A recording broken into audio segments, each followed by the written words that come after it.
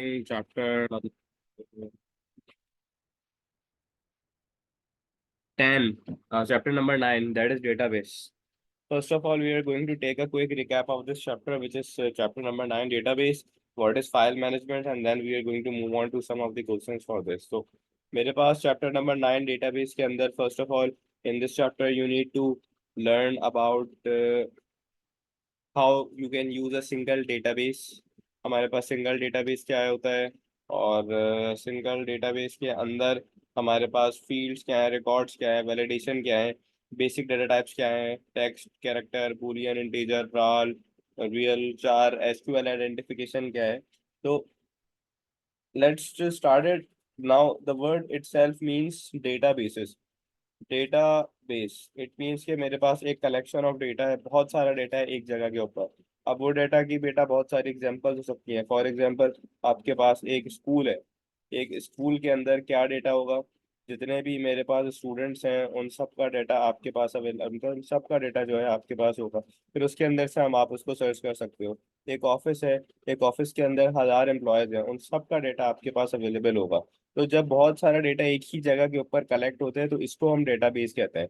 What is a database? A database is a structured collection of data that allow people to extract information in a way that meets their needs.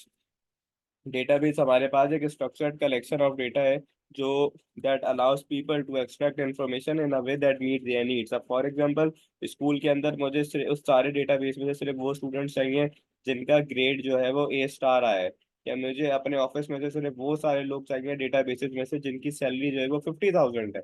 तो यहाँ पे हम अपने अपने database and values को extract करा सकते हैं, क्योंकि यही बेसिक मकसद होता है डेटाबेस का. डेटाबेस के अंदर आपके पास टेक्स्ट आ सकते हैं, नंबर जा सकते हैं, पिक्चर जा सकते हैं, कुछ भी आ सकता है.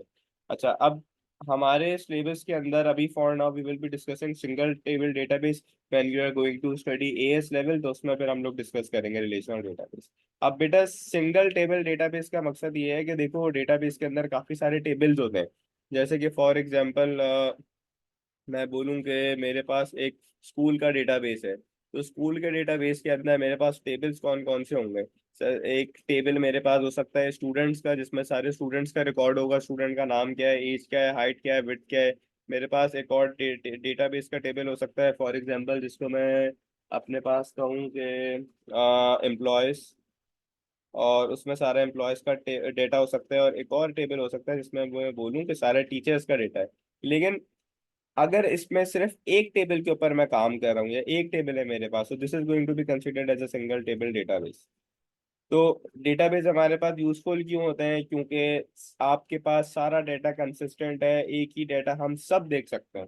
Comparatively you can think it out yourself as well, कि अगर मेरे पास कंप्यूटर की जगह सारा डाटा जो है कुछ बुक्स के अंदर हो, फाइल्स के अंदर हो, और अगर मैं एक गवर्नमेंट ऑफिस की कोई से मिसाल लूँ जिसमें फाइल्स के अंदर काम होता है, तो अगर एक टाइम के ऊपर कोई डेटा चेंज हो रहा है तो दूसरे एम्प्लॉय को नहीं पता. लेकिन अगर सारा कंप्यूटराइज्ड है तो एक चेंज हो रहा है तो सारा डेटा खुद ब खुद चेंज हो जाता है, तो ऑटोमेटिकली अडेप्ट कर लेता है, अमेंड कराने की जरूरत नहीं पड़ती. डेटा रिलेशन के अंदर भी हो सकता है. रिलेशन मतलब ये है कि किसी का नाम है तो उसी का फादर नेम भी होगा, उसी का कॉन्टैक्ट नंबर भी होगा. ऐसा नहीं हो सकता कि किसी कॉन्टैक्ट नंबर किसी का है, किसी और का नाम है. तो उसको हम कहते हैं रिलेशनल डेटाबेस. तो डेटा की डुप्लीकेशन भी नहीं हो सकती. जैसे कि दो स्टूडेंट्स हैं मेरे पास, एक फराज है, एक मेरे पास मसूद है. अब ऐसा नहीं हो सकता कि फराज का डेटा मसूद पे आ जाए, फिर मसूद का डेटा फराज पे, क्योंकि ये दोनों आपस में, इनका जो डेटा है वो एक रिलेशन के अंदर होगा. रिलेशन क्या होगा कि जैसे for example I have mister Faraz, mister Faraz का कॉन्टैक्ट क्या है, एड्रेस क्या है. इस तरह से डेटा को हम यूनिक भी कह सकते हैं. डेटाबेस हमारे पास यूज हो सकता है हॉस्पिटल्स में, स्कूल्स के अंदर. और डेटाबेस के अंदर मेरे पास एक और ऑप्शन ये होता है कि जिसको हम कहते हैं अपने पास फाइल मैनेजमेंट. अब फाइल मैनेजमेंट बेटा, हमारे पास क्या है कि जैसे मेरे पास डेटाबेस के अंदर काफ़ी सारी फाइल्स मौजूद हैं.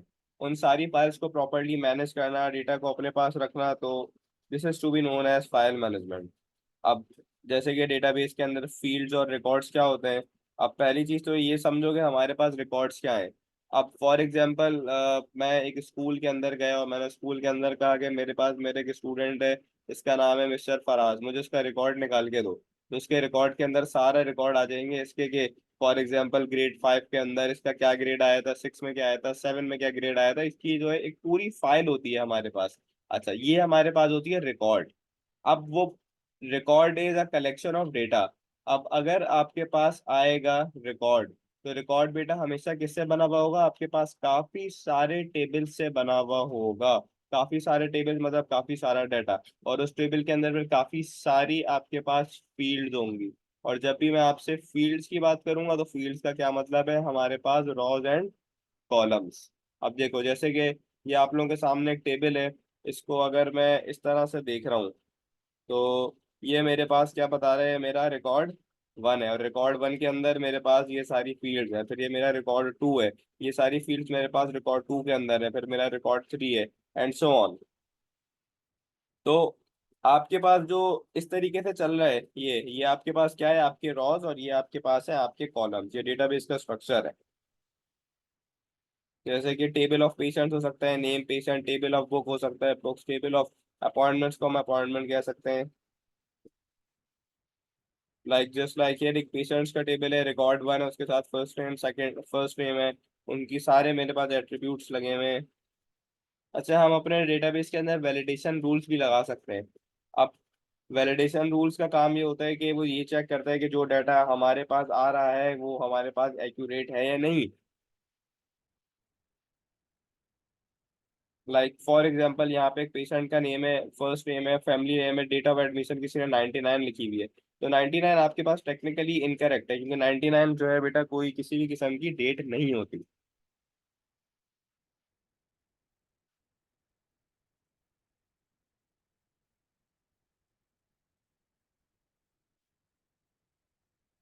बेसिक डाटा टाइप डेटाबेस के देख लो। Text, alpha numeric, character, Boolean, integer. Text, character, Boolean, integer, real, date and time. Text alpha numeric में काफी सारा लिस्ट ऑफ कैरेक्टर्स हो सकते हैं। शॉर्ट हो गया, लॉन्ग टेक्स्ट हो गया। कैरेक्टर्स के अंदर सिंगल कैरेक्टर हो गया, ए हो गया, बी हो गया, सी हो गया। बूलियन के अंदर बूलियन वैल्यूज आ सकती हैं, येस और नो, ट्रू और फॉल्स। इंटीजर के अंदर आपके पास जो है वो इंटीजर वैल्यूज है, रियल में डेसिमल नंबर्स आ सकते हैं। और डेट और टाइम के अंदर तो वो डेफिनेटली आपको डेट और टाइम ही बताएगा।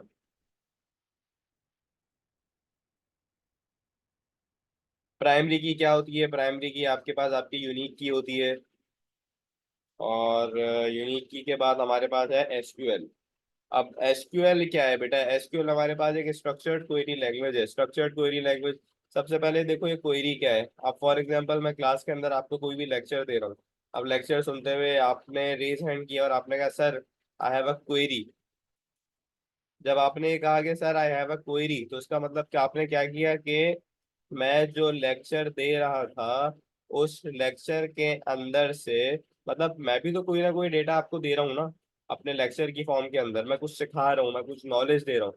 तो इस लेक्चर के, इस डेटा के, इस नॉलेज के अंदर से आपने मुझे एक क्वेरी दी। आपने क्वेरी, क्या क्वेरी का क्या मतलब, आपने एक सवाल किया। आपने सवाल कैसे किया, मेरे इस पूरे लेक्चर को फिल्टर किया कि सर ने यार ये अगर ऐसे पढ़ाया है तो इसका मतलब क्या है। मतलब मैंने पूरे लेक्चर में से आपने फिल्टर आउट किया, मुझे एक सवाल बताया। तो यही मतलब आपके पास क्वेरी का है कि हमारे डेटाबेस के अंदर से वो कोई भी ऐसी जो है वो क्वेश्चन अपने पास जनरेट कराता है कि मुझे इसके बारे में पूछना। SQL language is a standard query language for writing scripts to obtain information. For example, sir ने आज की क्लास में डेटाबेस पढ़ाया है, तो मुझे सिर्फ उन स्टूडेंट्स का टाइम दो जिन्होंने पूरी क्लास ली है। ये भी एक क्वेरी है, हमें लिखनी आनी चाहिए। तो ये आपके पास स्क्रिप्ट SQL लैंग्वेज के अंदर होता है, जिसका काम ये होता है कि वो बेसिक इन्फॉर्मेशन प्रोवाइड करता है, हमें डिस्प्ले करा सकते हैं हम अपनी इन्फॉर्मेशन को भी।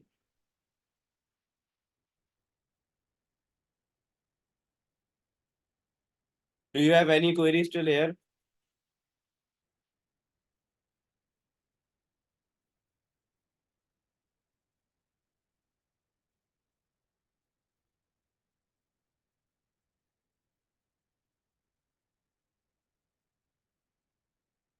अच्छा, इसके बाद बेटा SQL स्क्रिप्ट हमारे पास ये होती है कि एसक्यूएल स्क्रिप्ट हमारे पास होती है लिस्ट ऑफ एसक्यूएल कमांड्स। मतलब बहुत सारी इसके स्किल स्क्रिप्ट होते हैं। मतलब एसक्यूएल क्वेरी लिखने के लिए ये वो कमांड है जिसमें क्या है, select, from, where, order by, sum और काउंट। मैं ये भी क्वेश्चन में सॉल्व करूंगा तो मैं आप लोगों को बताऊंगा कि हमें ये लिखना कैसे है। तो यूजर्स क्या है डेटाबेस के? चूज अ प्राइमरी की, complete and read understand SQL scripts. और चलो एक काम करते हैं जरा। अब हम जरा क्वेश्चंस की तरफ मूव होते हैं और चेक करते हैं कि पेपर के अंदर कौन कौन से क्वेश्चंस आ सकते हैं?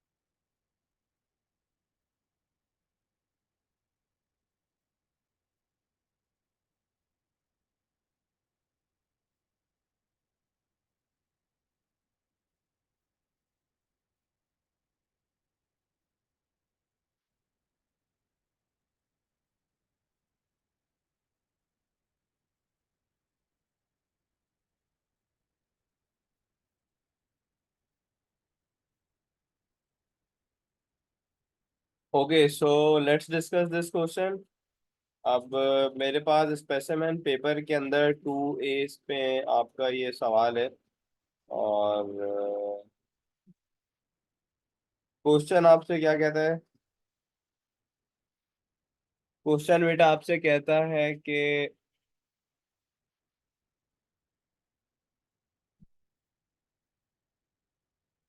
a database table 2018 MOV इस टेबल का नाम है। और इस डेटाबेस टेबल के साथ ये क्या कर रहा है, ये हमारे पास जितनी भी हमारे पास डिटेल्स हैं, किसकी डिटेल्स मूवी है? डिटेल्स को रिकॉर्ड करें। यस, उन सबको रिकॉर्ड कर रहा है। अब यहाँ पे मुझे बताना है, state the number of records in the given database. इस डेटाबेस के अंदर कितने नंबर ऑफ रिकॉर्ड्स हैं अवेलेबल? तो सबसे पहले तो एक काम ये करते हैं कि हम जरा इनको काउंट कर लेते हैं वन बाय वन।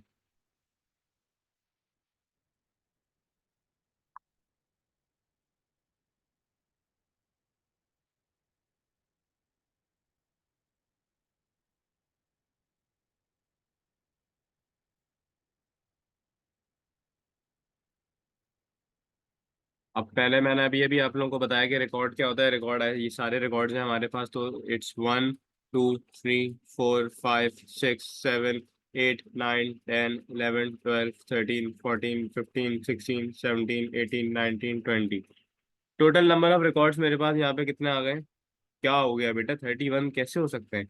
मैंने आपको अभी अभी बताया कि मुझे रिकॉर्ड्स बना मालूम 20। करने हैं। और रिकॉर्ड्स जो है वो टोटल यहाँ पे मेरे पास 20 है। मतलब रिकॉर्ड एक पूरा ये होता है, ये एक रिकॉर्ड है, ये एक रिकॉर्ड है। अब इस रिकॉर्ड के अंदर जितने वो आ रहे हैं उनको काउंट नहीं करना। बस ये जो है आपके पास, ये एक रिकॉर्ड हो गया। This makes 1, then this makes 2, then this makes 3, this makes 4। बस, तो नंबर ऑफ रिकॉर्ड्स आपके पास टोटल कितने आ गए? This is 20। यहाँ तक किसी को कोई सवाल? No sir.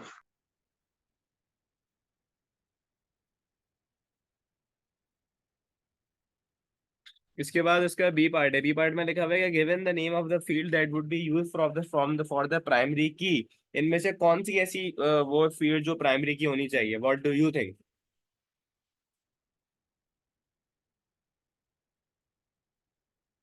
प्राइमरी की कौन सी होनी चाहिए?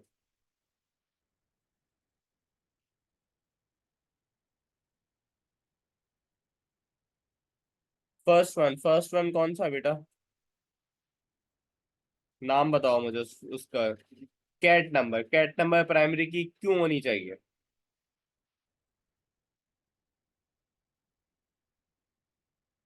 इस वजह से है क्योंकि कैट नंबर के अंदर जितनी भी वैल्यूज है मेरे पास वो सारी unique to every record. Excellent excellent, क्योंकि ये यूनिक है। अब ये मैंने देखा कैसे सारी वैल्यूज यूनिक है। अगर मैं टाइटल्स पे आता हूँ तो टाइटल्स मेरे पास जो है वो एक साथ नहीं हो सकते यूनिक। जॉनरा सेम है, जॉनरा टू भी सेम है, ब्लू रे डीवीडी स्ट्रीमिंग भी सेम है। तो मेरे पास जो इसकी प्राइमरी की होगी वो मेरे पास क्या आएगा? Cat number. फिर मुझे बताना है, state the reason for choosing this delivery field for the primary key. जो अभी अभी मुझे आपने बताया, इसको मैंने क्यों सिलेक्ट किया? क्योंकि ये एक यूनिक आइडेंटिफायर की वैल्यू है।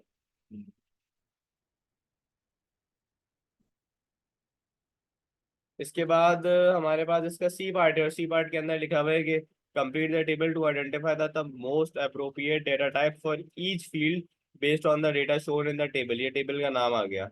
अब सवाल के अंदर कहा हुआ है कि फील्ड और इसकी डेटा टाइप बतानी है। कैट नंबर, कैट नंबर कौन सा है मेरे पास? कि कैट नंबर में देखो 18M01। ये कभी भी नंबर नहीं हो सकता क्योंकि इसमें अल्फाबेट भी आ रहा है। तो इस वजह से हमारे पास जो कैट नंबर आएगा बेटा वो आएगा टेक्स्ट। फिर हमारे पास है टाइटल। टाइटल में क्या है? अच्छा, पूरे पूरे नाम है। तो टाइटल में भी हमारे पास आ जाएगा टेक्स्ट। इसके बाद हमारे पास है जॉनड्रा। जॉनड्रा का है, जॉनड्रा वन जॉनड्रा टू ये रहा। तो बेटा जॉनड्रा वन और जॉनड्रा टू में भी मेरे पास आ जाएगा टेक्स्ट। और स्ट्रीमिंग, स्ट्रीमिंग के अंदर हमारे पास क्या आ जाएगा? यस और नो, या तो वन या तो जीरो। इसको हम अपने पास कहते हैं हमेशा से Boolean. Yes, excellent excellent, Boolean भी कह सकते हैं। और जी सर। पेपर में कहीं फंस जाओ तो टेक्स्ट भी लिख सकते हो। अच्छा, इसके बाद है डी पार्ट। डी पार्ट के अंदर ये लिखा हुआ है कि complete the SQL to return the category number and the title for all comedy movies. मुझे एसक्यूएल लैंग्वेज लिखनी है रिटर्न कराने के लिए कैटेगरी नंबर और टाइटल सारी कॉमेडी मूवीज का। तो पहले मैंने सेलेक्ट कराया कैट नंबर को, टाइटल टू 2018 जो है इसका टेबल का नाम है। तो सिलेक्ट कैट नंबर, टाइटल कहाँ से कर रहा हूँ मैं? इस टेबल के अंदर से कर रहा हूँ। तो यहाँ पे क्या आ जाएगा? From where genre one is and title for our comedy movies where your genre one is your comedy। तो ये मेरी एसक्यूएल लैंग्वेज जो है यहाँ पे कंप्लीट हुई है। यस, ये सारे बुक के अंदर भी लिखा हुआ है एसक्यूएल स्क्रिप्ट के अंदर, फ्रॉम वेयर नेक्स्ट इस तरह से। इसके बाद बेटा ये एक साल कंप्लीट हो जाता है। अब हम एक काम करते हैं कि जरा एक और पेपर ओपन करते हैं।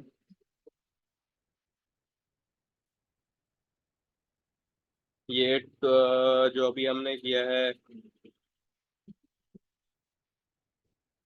ये था 2023 का स्पेसिमेन।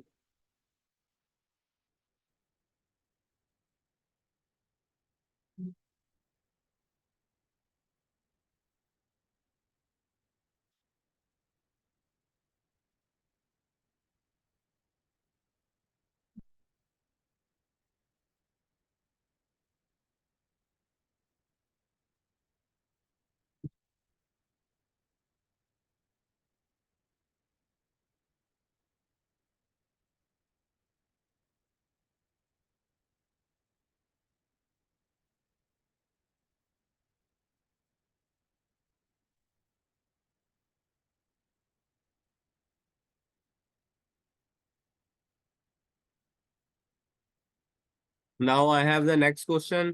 नेक्स्ट क्वेश्चन मेरे पास आपके पास है कि देयर इज अ डेटाबेस। उस डेटाबेस का नाम क्या है?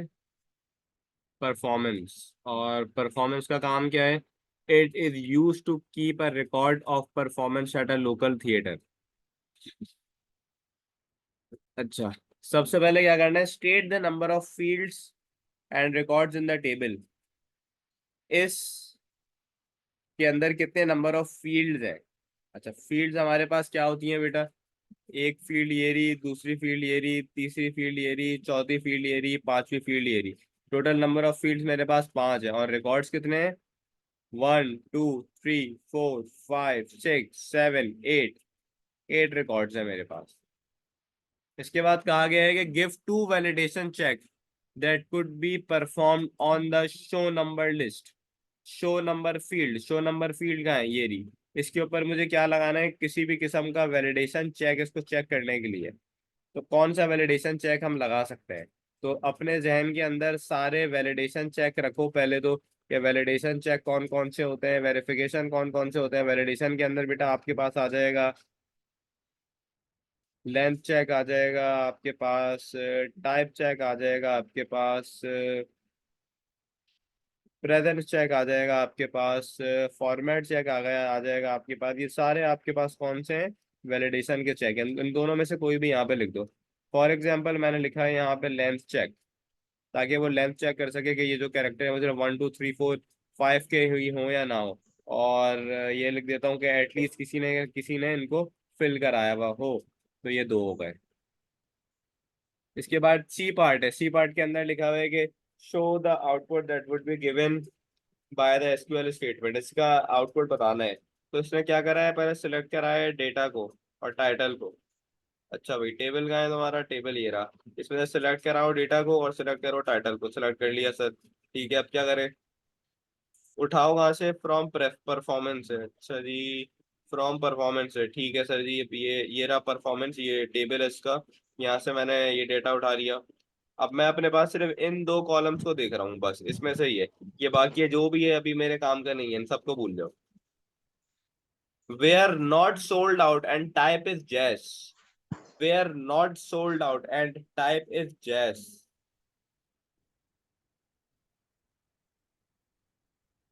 Where not sold out and type is jazz. अच्छा, where not sold out and type is jazz. Jazz, जैस। और कौन सा ऐसा है जो नॉट सोल्ड आउट है? ये रहा। ये तो सोल्ड आउट है, ये नहीं आएगा। तो हमारे पास जो हमारी फील्ड आ रही है वो ये आ रही है। तो हम यहाँ पे क्या लिखेंगे? हम यहाँ पे लिखेंगे कि 3 नवंबर को अकॉस्टिक इवनिंग। ये आएगा आंसर, सिर्फ दो फील्ड में से। तो answer is going to be 3 November acoustic evening. So we are done with this question. Database के अंदर बेटा और कोई सवाल या एक और पेपर कराऊं?